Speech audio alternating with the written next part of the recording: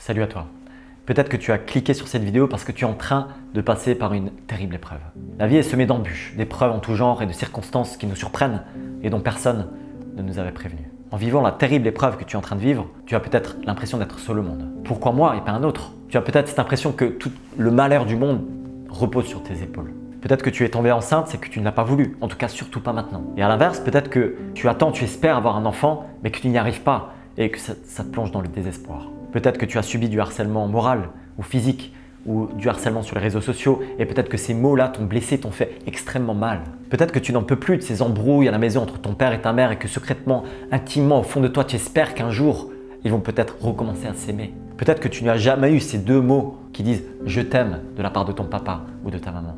Peut-être que tu es tombé dans la dépression et que tu te demandes comment un jour tu vas pouvoir sortir de ce tunnel qui ne se finit jamais. Tu es peut-être aussi tombé dans des addictions. Peut-être que tu ne peux pas te passer d'alcool, de cannabis, de drogue ou même de tabac. Peut-être que tu ne peux pas te passer de pornographie. Peut-être que tu ne peux pas te passer de masturbation et que plus tu le fais, plus tu te sens sale et indigne. Et que là aussi, ça te plonge dans une sorte de désespoir.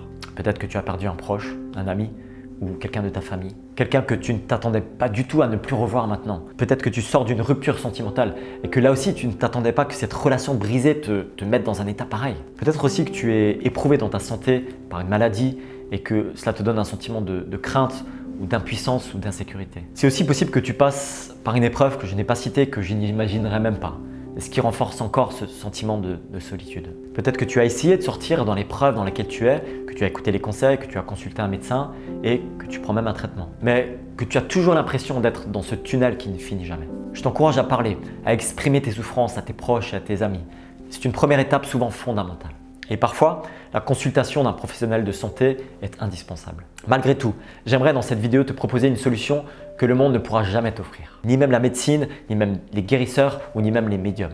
Même une relation sentimentale ne te pourra jamais te sortir à long terme des blessures profondes qu'ont pu te causer les épreuves de la vie.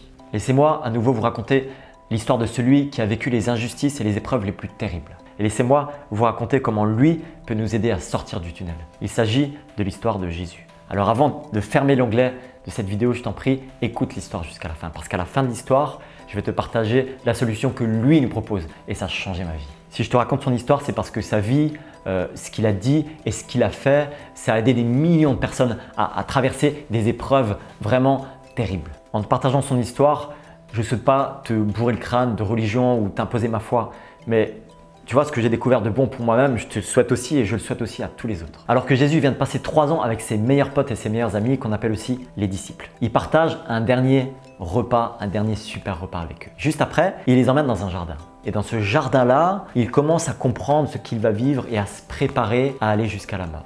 C'est un peu bizarre pour ses amis et pour ses disciples parce que eux, ils ne s'imaginaient pas ça. Ils ne s'attendaient pas à ça. Et dans ce jardin-là, l'heure commence à tourner, il commence à se faire tard. Et à ce moment-là, Jésus commence à prier et il commence à ressentir de la tristesse et de l'angoisse. Et alors, il prend ses plus proches amis, ses plus proches disciples, les 3 plus proches, et il dit « Veillez avec moi, soyez là avec moi pour me soutenir dans ces moments difficiles. » Et ce qui se passe, c'est que ses potes, ses amis sont tellement fatigués qu'ils finissent par s'endormir. Et alors qu'ils s'endorment, Jésus prie. Jésus revient vers eux, il les trouve endormis et cela à 3 reprises. C'est un moment terrible pour Jésus parce que de plus en plus, il ressent ce sentiment de solitude parce que ses amis, ses disciples ne comprennent pas du tout cette souffrance qu'il est en train de vivre et ce moment qu'il est en train de, terrible auquel il est en train de se préparer. À ce moment-là, donc la 3e fois que les disciples s'endorment, il va les réveiller et il les dit « Le moment est venu où je vais être arrêté. » Effectivement, tout à coup, il y a une troupe de soldats, de chefs religieux qui arrivent avec des épées, des bâtons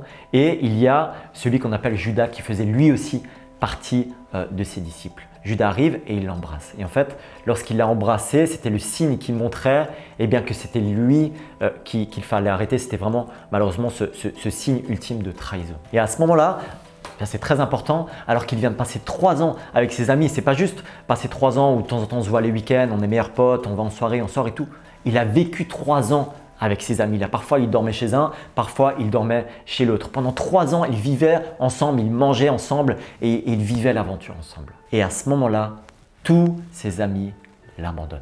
Tous ses amis prennent la fuite et il se retrouve seul, ligoté par ces personnes qui sont venues l'enchaîner et il est emmené devant le conseil des Juifs religieux. Et donc il est emmené devant ce conseil des Juifs, des responsables, des chefs religieux. Et devant ce conseil-là, après de multiples faux témoignages, Jésus est condamné. Jésus est condamné à mort à cause de la jalousie de ces chefs juifs qui n'ont pas accepté son message et qui n'ont pas accepté les miracles qu'il a faits. Le gouverneur romain qui était en place ne voulait pas le faire condamner parce qu'il a bien vu que les chefs religieux l'ont arrêté par jalousie. Mais il finit par céder à la pression. Et alors à ce moment-là, il se lave les mains et il le livre aux Juifs en disant « Il est à vous, maintenant c'est votre affaire ».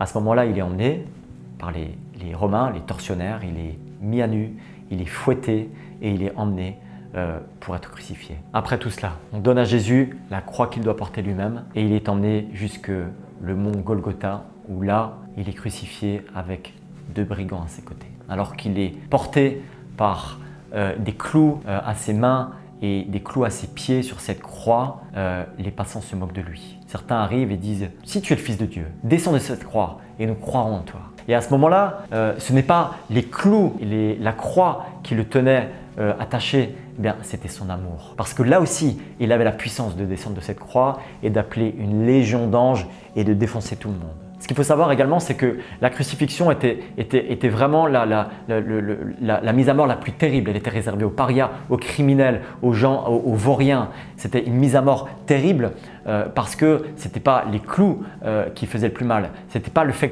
qu'on était cloué qui faisait qu'on mourait. C'était la suffocation. Parce que lorsqu'on avait les bras étendus comme ça, pendant longtemps, à un moment donné, on n'arrivait plus à respirer et la mort, c'était une mort par suffocation.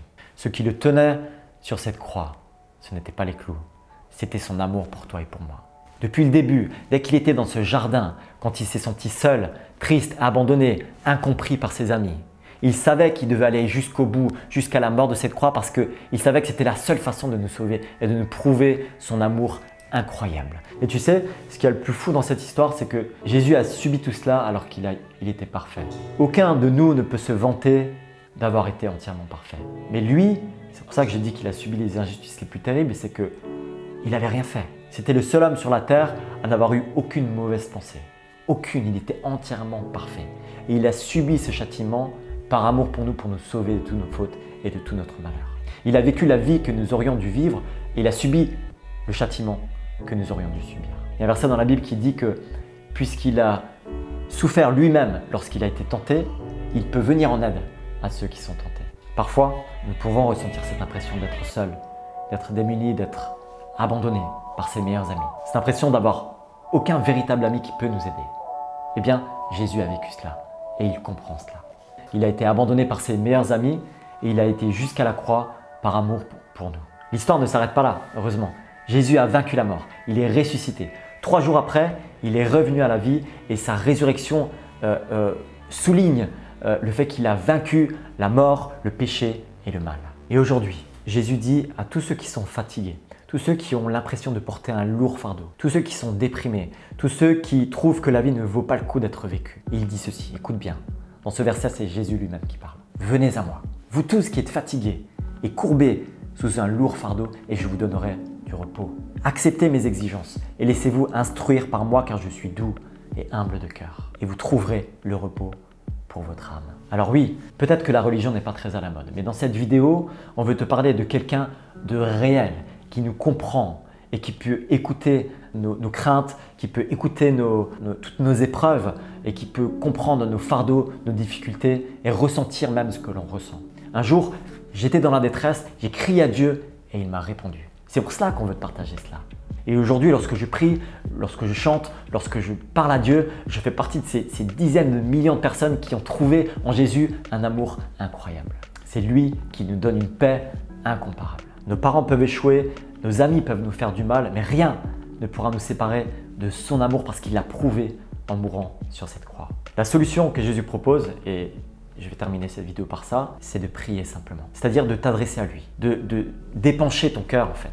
La prière, c'est quelque chose de tout simple, ce n'est pas des récitations compliquées, c'est comme un enfant parle à son papa, comme un enfant parle à sa maman. C'est vraiment les cris et l'expression de ce qu'il y a dans notre cœur. C'est les mots qui viennent du cœur. Alors toi aussi, si tu es touché par cette vidéo, accepte de venir dans les bras de Jésus et de te réfugier en lui. Viens à lui. Tu n'auras peut-être pas tout de suite toutes les solutions à tes épreuves. Par contre, Tu vas ressentir cette paix incroyable qui vient de lui. Tu vas te sentir aimé comme personne ne t'a jamais aimé.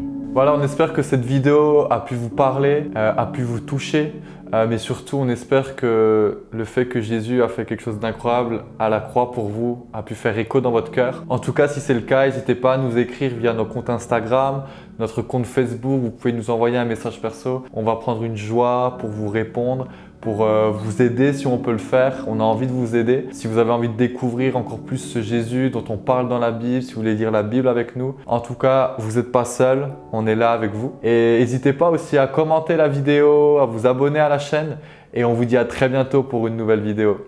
Ah bye. Alors si vous ne saviez pas, c'est pas nous qui montons nos vidéos, mais c'est un pote à nous qui vit de ça. Voilà, donc si vous voulez nous aider à continuer à produire du contenu de qualité, nous aider à continuer à partager l'évangile au travers de ces vidéos, et bien sachez que vous pouvez nous soutenir, il y a un lien Tipeee dans la description. Et ensemble, vous pouvez nous aider à faire avancer le royaume de Dieu au travers de la chaîne Sans Filtre. Merci. Ah bye.